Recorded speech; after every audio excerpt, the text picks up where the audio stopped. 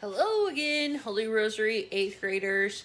We are going to start chapter 28, but I'm going to break chapter 28 into two days worth because it's a little longer and I want to make sure that we stop and understand everything that's happening here. We're very close to the end now, and we left off on chapter 27 with the last line, "Thus began our longest journey together." Jem and Scout, chapter 28. The weather was unusually warm for the last day of October. We didn't even need jackets. The wind was growing stronger, and Jem said it might be raining before we got home. There was no moon. The streetlight on the corner cast sharp shadows on the Radley house. I heard Jem laugh softly. "Bet nobody bothers them tonight," he said. Jem was carrying my ham costume. Rather awkwardly, as it was hard to hold, I thought it gallant of him to do so. "It is a scary place, though, ain't it?" I said. "Boo doesn't mean anybody any harm, but I'm right glad you're along." "You know Atticus wouldn't let you go to the schoolhouse by yourself," Jem said. "Don't see why. It's just around the corner and across the yard." "That yard's a mighty long place for little girls to cross at night," Jem teased. "Ain't you scared of haints?" If you remember back in the story, in an earlier chapter, we talked about haints, how haints were like ghosts. We laughed. Haints, hot steams, incantations, secret signs had vanished with our years as mist with sunrise. "What was that old thing?" Jem said. "Angel bright, life and death, get off the road, don't suck my breath." "Cut it out now," I said. We were in front of the Radley place. Jem said, "Boo must not be at home. Listen." High above us in the darkness, a solitary mocker poured out his repertoire in blissful unawareness of whose tree he sat in, plunging from the shrill kee, kee of the sunflower bird to the irascible quack of a blue jay to the sad lament of "Poor Will, poor Will, poor Will." I turned the corner and I tripped on a root growing in the road. Jem tried to help me, but all he did was drop my costume in the dust. I didn't fall, though, and soon we were on our way again. We turned off the road and entered the schoolyard. It was pitch black. "How do you know where we're at, Jem?" I asked when we had gone a few steps. "I can tell we're under the big oak because we're passing through a cool spot. Careful now, don't fall again." We had slowed to a cautious gait, and we were feeling our way forward so as not to bump into the tree. The tree was a single and ancient oak. 2 children could not reach around its trunk and touch hands. It was far away from teachers, their spies, and curious neighbors. It was near the Radley lot, but the Radleys were not curious. A small patch of earth beneath its branches was packed hard from many fights and furtive crap games. The lights in the high school auditorium were blazing in the distance, but they blinded us, if anything. "Don't look ahead, Scout," Jem said. "Look at the ground and you won't fall." "You should have brought the flashlight, Jem." "I didn't know it was this dark. Didn't look like it'd be this dark earlier in the evening. So cloudy, that's why. It'll hold off a while, though." Somebody leaped at us. "God Almighty!" Jem yelled. A circle of light burst in our faces, and Cecil Jacobs jumped in glee behind it. "Ha ha! Gotcha!" he shrieked. "Thought you'd be coming along this way." "What are you doing way out here by yourself, boy? Ain't you scared of Boo Radley?" Cecil had ridden safely to the auditorium with his parents, hadn't seen us, then had ventured down this far because he knew good and well we'd be coming along. He thought Mr. Finch would be with us, though. "Shucks, ain't much but round the corner," said Jem. "Who's scared to go round the corner?" We had to admit that Cecil was pretty good, though. He had given us a fright, and he could tell it all over the schoolhouse. That was his privilege. "Say," I said, "ain't you a cow tonight? Where's your costume?" "It's up behind the stage," he said. "Mrs. Merriweather says the pageant ain't coming on for a while. You can put yours back of the stage by mine, Scout, and we can go with the rest of 'em." This was an excellent idea, Jem thought. He also thought it was a good thing that Cecil and I would be together. That way, Jem would be left to go with people his own age. When we reached the auditorium, the whole town was there, except Atticus, and the ladies were not from decorating, and the usual outcasts and shut-ins. Most of the county, it seemed, was there. The hall was teeming with slicked-up country people. The high school building had a wide downstairs hallway. People milled around booths that had been installed along each side. "Oh, Jem, I forgot my money," I sighed when I saw them. "Atticus didn't," Jem said. "Here's 30 cents. You can do 6 things. See you later on." "Okay," I said, quite content with 30 cents and Cecil. I went with Cecil down to the front of the auditorium, through a door on one side and backstage. I got rid of my ham costume and departed in a hurry, for Mrs. Merriweather was standing at a lectern in front of the first row of seats, making last-minute, frenzied changes in the script. "How much money you got?" I asked Cecil. Cecil had 30 cents too, which made us even. We squandered our first nickels on the House of Horrors, which scared us not at all. We entered the black 7th grade room and were led around by the temporary ghoul in residence and were made to touch several objects alleged to be component parts of a human being. "Here's his eyes," we were told when we touched 2 peeled grapes on a saucer. "Here's his heart," which felt like raw liver. "These are his innards," and our hands were thrust into a plate of cold spaghetti. Cecil and I visited several booths.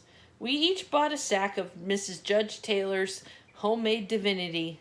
I wanted to bob for apples, but Cecil said it wasn't sanitary.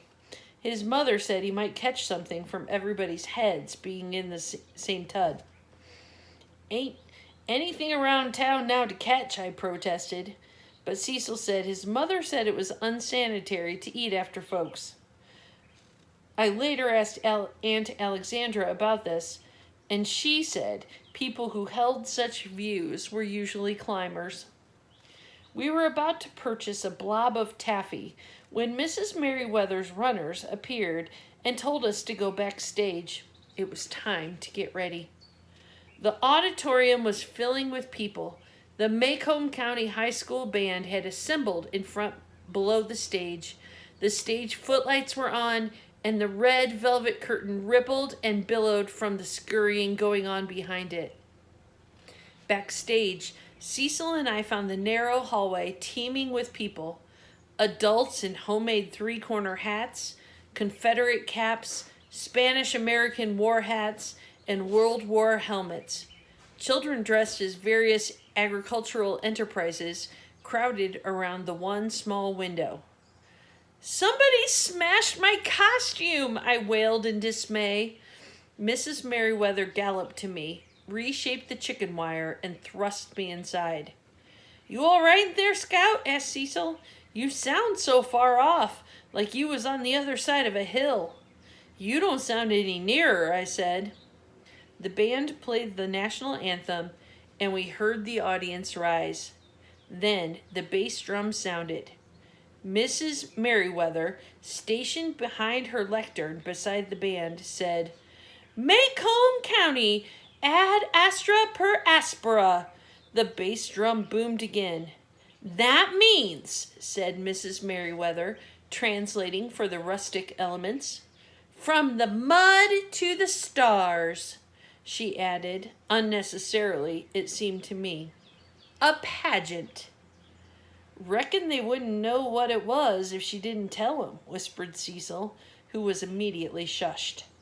"The whole town knows it," I breathed. But the country folks come in," Cecil said. "Be quiet back there," a man's voice ordered, and we were silent. The bass drum went boom with every sentence Mrs. Merriweather uttered. She chanted mournfully about Macomb County being older than the state, that it was a part of the Mississippi and Alabama territories, that the first white man to set foot in the virgin forests was the probate judge's great-grandfather, 5 times removed, who was never heard of again. Then came the fearless Colonel Macomb, for whom the county was named. Andrew Jackson appointed him to a position of authority, and Colonel Macomb's misplaced self-confidence and slender sense of direction brought disaster to all who rode with him in the Creek Indian Wars. Colonel Macomb persevered in his efforts to make the region safe for democracy, but his first campaign was his last. His orders, relayed to him by a friendly Indian runner, were to move south. After consulting a tree to ascertain from its lichen which way was south, and taking no lip from the subordinates who ventured to correct him, Colonel Macomb set out on a purposeful journey to rout the enemy and entangled his troops so far northwest in the forest that they were eventually rescued by settlers moving inland. Mrs. Merriweather gave a 30-minute description of Colonel Macomb's exploits. I discovered that if I bent my knees, I could tuck them under my costume and more or less sit. I sat down, listened to Mrs. Merriweather's drone and the bass drums boom, and soon was fast asleep. They said later that Mrs. Merriweather was putting her all into the grand finale, that she had crooned, "Pork!"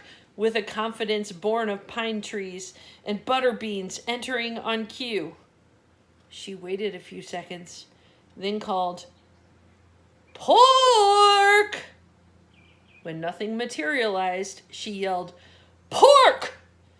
I must have heard her in my sleep, or the band playing Dixie woke me, but it was when Mrs. Merriweather triumphantly mounted the stage with our state flag that I chose to make my entrance. Chose is incorrect. I thought I'd better catch up with the rest of them. They told me later that Judge Taylor went out behind the auditorium and stood there slapping his knees so hard, Mrs. Taylor brought him a glass of water and one of his pills. Mrs. Merriweather seemed to have a hit. Everybody was cheering so, but she caught me backstage and told me I had ruined her pageant. She made me feel awful. But when Jim came to fetch me, he was sympathetic. He said he couldn't see my costume much from where he was sitting. How he could tell I was feeling bad under my costume, I didn't know, but he said I did all right. I just came in a little late, that was all. Jem was becoming almost as good as Atticus at making you feel right when things went wrong. Almost. Not even Jem could make me go through that crowd. And he consented to wait backstage with me until the audience left. "You want to take it off, Scout?" he asked. "Nah, I'll just keep it on," I said. I could hide my mortification under it.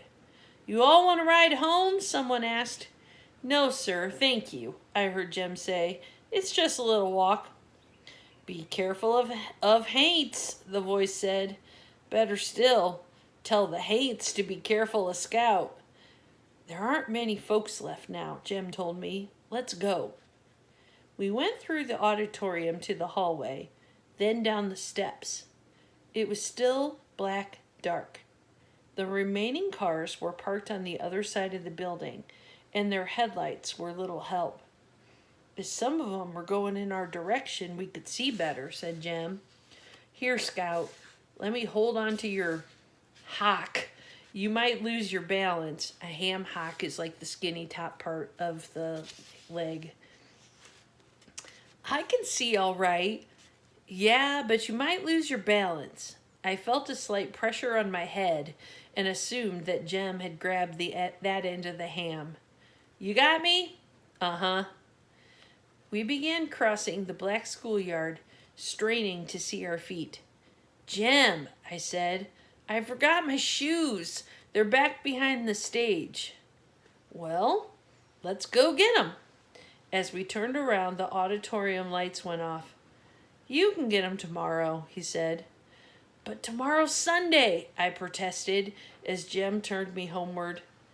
You can get the janitor to let you in. Scout? Nothing. Jem hadn't started that in a long time. I wondered what he was thinking. He'd tell me when he wanted to, probably when we got home. I felt his fingers pressing the top of my costume. Too hard, it seemed. I shook my head. Jem, you don't have to. Hush a minute, Scout, he said, pinching me. We walked along silently. Minute's up, I said. What you thinking about? I turned to look at him, but his outline was barely visible. Thought I heard something, he said. Stop a minute. We stopped. Hear anything? He asked. No. We had not gone 5 paces before he made me stop again. Jem, are you trying to scare me? You know I'm too old. Be quiet, he said, and I knew he was not joking. This seems like a good place to stop for today, unless you want to listen to what happens next, and then you can feel free to listen to Chapter 28, Part 2. What's going to happen on the way home?